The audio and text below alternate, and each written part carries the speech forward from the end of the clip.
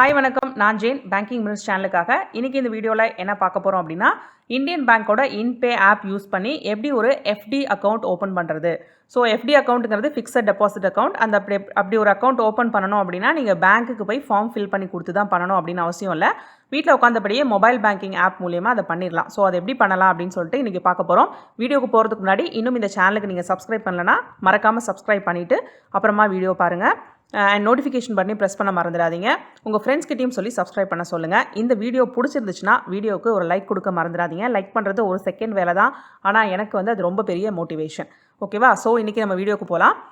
இப்போ வந்து Indian பேங்க்கோட mobile banking app, அதாவது IndPay ஆப்பை ஓப்பன் பண்ணியிருக்கேன்.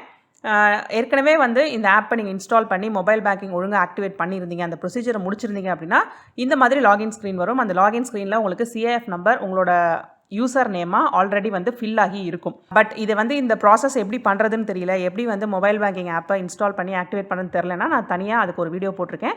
அந்த வீடியோக்கான லிங்க்கை வந்து நான் கீழே டிஸ்கிரிப்ஷன் பாக்ஸில் தரேன். ஸோ ஃபஸ்ட்டு அந்த ப்ரொசீஜரை முடிச்சிருங்க. முடிச்சுட்டு இப்படி வந்து ஓப்பன் பண்ணிங்க அப்படின்னா உங்களோட CIF நம்பர் வந்து ஆட்டோமேட்டிக்காக ஃபில் ஆகி இருக்கும். அதுக்கப்புறம் உங்களோட எம்பின் ஒன்று நீங்கள் வச்சுருந்துருப்பீங்க. அதாவது மொபைல் பேங்கிங் ஆக்டிவேட் பண்ணும்போது ஒரு எம்பின் அண்ட் ஒரு எம்டி பின் செட் பண்ணியிருப்பீங்க. அந்த பின் நம்பரை, எம்பின் நம்பரை யூஸ் பண்ணி தான் இப்போ நம்ம லாகின் ஆகணும். ஸோ நான் எம்பின்னை யூஸ் பண்ணி இப்போ லாகின் ஆகிறேன்.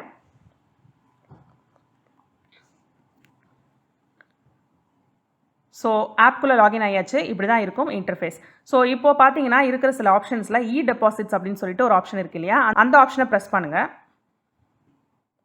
ப்ரெஸ் பண்ணதுக்கப்புறமா அதில் வந்து நீங்கள் நிறைய டெபாசிட் அக்கௌண்ட்ஸ் ஓப்பன் பண்ணுறதுக்கான ஆப்ஷன்ஸ் இருக்கிறத பார்ப்பீங்க. ஆர்டியும் எஃப்டியும் அதில் இருக்குது. ஸோ நம்ம இந்த வீடியோவில் பார்க்க போகிறது எஃப்டி, ஃபிக்ஸட் டெபாசிட் எப்படி ஓப்பன் பண்ணுறதுன்னு பார்க்க போகிறோம்.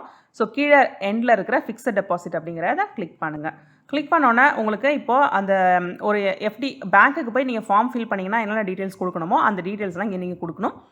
ஸோ ஃபஸ்ட்டு மேலே வந்து செலக்ட் அக்கௌண்ட் நம்பர்னு இருக்குது. அதில் ரைட் சைடில் இருக்கிற ஆரோவை ப்ரெஸ் பண்ணிவிட்டு உங்களோட கரண்ட் அக்கௌண்ட் நம்பரை செலக்ட் பண்ணிக்கிறேன். சப்போஸ் இந்த ஆப்பில் வந்து நீங்கள் மல்டிபிள் அக்கௌண்ட்ஸை லிங்க் பண்ணி வச்சுருந்தீங்கன்னா அதுலேருந்து உங்களுக்கு எந்த அக்கௌண்ட் வேணுமோ அதை நீங்கள் செலக்ட் பண்ணிக்கலாம். இப்போ என்னோட கேஸில் ஒரே ஒரு அக்கௌண்ட் தான் லிங்க் ஆகிருக்கு.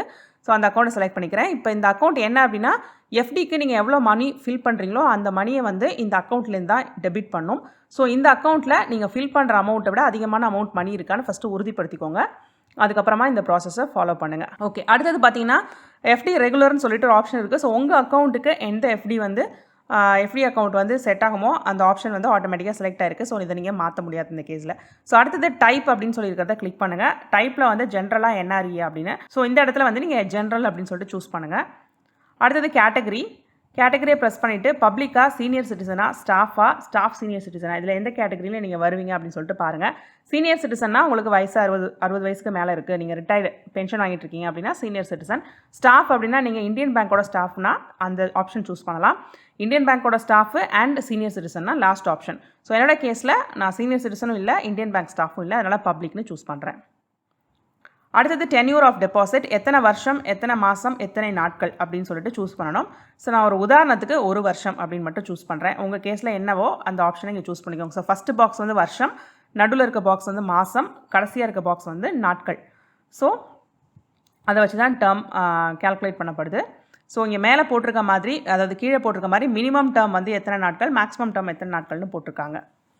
ஸோ அடுத்தது இன்ட்ரெஸ்ட் ஃப்ரீக்வன்சி, உங்களோட எஃப்டிக்கு வந்து எவ்வளோ ஃப்ரீக்வெண்ட்டாக இன்ட்ரெஸ்ட் வந்து கேல்குலேட் பண்ணப்படணும் அப்படின்னு நீங்கள் சூஸ் பண்ணிக்கலாம். ஸோ அதில் 2 ஆப்ஷன் இருக்குது, குவார்ட்டர்லி, மந்த்லி இன்ட்ரெஸ்ட் வர மாதிரி சூஸ் பண்ணணுமா, இல்லை குவார்ட்டர்லிக்கு கேல்குலேட் பண்ணப்பட்டால் போதுமா அப்படின்னு சொல்லிட்டு அந்த ஆப்ஷன் இருக்குது. நான் குவார்ட்டர்லி சூஸ் பண்ணுறேன். அடுத்தது இன்ட்ரெஸ்ட் வந்து எந்த அக்கௌண்ட்டுக்கு கிரெடிட் ஆகணும் அப்படின்னு சொல்லிட்டு சூஸ் பண்ணணும். ஸோ நான் என்னோட கேஸில் ஒரு அக்கௌண்ட் தான் இருக்குது, அதனால் அந்த அக்கௌண்ட் மட்டும் தான் சூஸ் பண்ணுறேன். உங்கள் கேஸில் மல்டிபிள் இருந்ததுன்னா நீங்கள் இந்த எஃப்டிக்கான இன்ட்ரெஸ்ட் எந்த அக்கௌண்ட்டுக்கு வரணும் அப்படிங்கிறத நீங்கள் சூஸ் பண்ணிக்கலாம். அடுத்தது எஃப்டி அமௌண்ட், எவ்வளோ அமௌண்ட் போடணும் அப்படிங்கிறத இந்த இடத்துல நம்ம சூஸ் பண்ண போகிறோம். மினிமம் வந்து 10,000 ரூபா, மேக்ஸிமம் வந்து 10 லட்ச ரூபா. ஸோ இதில் இந்த 2 ஆப்ஷனில் குள்ளே வர மாதிரி ஏதாவது ஒரு அமௌண்ட்டை நீங்கள் சூஸ் பண்ணலாம். நான் வந்து ஒரு உதாரணத்துக்கு 15,000ன்னு போடுறேன். போட்டதுக்கப்புறம் டன்னு கொடுங்க. டன்னு கொடுத்துட்டு எம்டி பின் இருக்கிற பாக்ஸை நீங்கள் கிளிக் பண்ண உடனே பார்த்தீங்கன்னா அந்த இடத்துல இப்போ நீங்கள் என்டர் பண்ணியிருக்கிற அந்த அமௌண்ட்டுக்கும் அந்த டென்யூருக்கும் மெச்சூரிட்டி டேட் என்ன, ரேட் ஆஃப் இன்ட்ரெஸ்ட் என்ன, எஃப்டிக்கு எவ்வளோ இன்ட்ரெஸ்ட் வரும், அதாவது குவார்ட்டர்லின்னு நம்ம சூஸ் பண்ணோம். ஸோ குவார்ட்டர்லிக்கு அதாவது ஒரு குவார்ட்டர் இயருக்கு 204 ரூபா வந்து இன்ட்ரெஸ்ட்டு இந்த அமௌண்ட்டுக்கு வரும். ஸோ இதெல்லாம் வந்து பார்த்து வெரிஃபை பண்ணிக்கோங்க. அடுத்தது எம்டி பின் வந்து நீங்கள் டைப் பண்ணணும். இந்த எம்டி பின்னை டைப் பண்ணுவோம் இப்போது.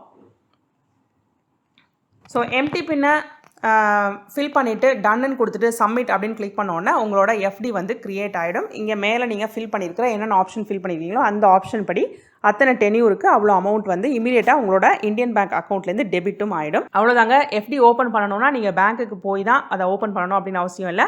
ஸோ இந்தியன் பேங்க்கோட IndPay ஆப் உங்களோட மொபைலில் இருந்துச்சுன்னா போதும். இந்தியன் பேங்க்கோட மொபைல் ஆப்பை நீங்கள் வந்து ஆக்டிவேட் பண்ணி யூஸ் பண்ணிட்டு இருந்தீங்கன்னா வீட்டில் இருந்தபடியே IndPay ஆப்லேயே வந்து நீங்கள் ஒரு ஃபிக்ஸட் டெபாசிட் ஓப்பன் பண்ணிக்கலாம். இதுக்காக பேங்க்குக்கு போய் அலையணும்னு அவசியம் கிடையாது. ஸோ எவ்வளோ டென்யூர் எவ்வளோ அமௌண்ட் எல்லாத்தையும் வந்து நீங்களே சூஸ் பண்ணிவிட்டு சிம்பிளாக வந்து ஒரு எம்டி பின் என்டர் பண்ணிங்கன்னா போதும், வேலை முடிஞ்சிடும். ஒரு 5 நிமிஷம் வேலை தான். ஒரு எஃப்டி வந்து நீங்கள் தாராளமாக ஓப்பன் பண்ணிக்கலாம். ஸோ இன்றைக்கி ஷேர் பண்ண இந்த இன்ஃபர்மேஷன் உங்களுக்கு ரொம்ப யூஸ்ஃபுல்லாக இருந்திருக்கும் நான் நினைக்கிறேன். அப்படி நீங்கள் நினச்சிங்கன்னா மறக்காமல் இந்த வீடியோவை லைக் பண்ணுங்கள், உங்கள் ஃப்ரெண்ட்ஸ் கூடயும் ஷேர் பண்ணுங்கள், அண்ட் இந்த சேனலுக்கு சப்ஸ்கிரைப் பண்ண மறந்துடாதீங்க. இதே மாதிரி இன்னொரு யூஸ்ஃபுல் இன்ஃபர்மேஷனோட நான் உங்களை அடுத்த வீடியோவில் சந்திக்கிறேன். Until then, it's bye from Jane. நன்றி, வணக்கம்.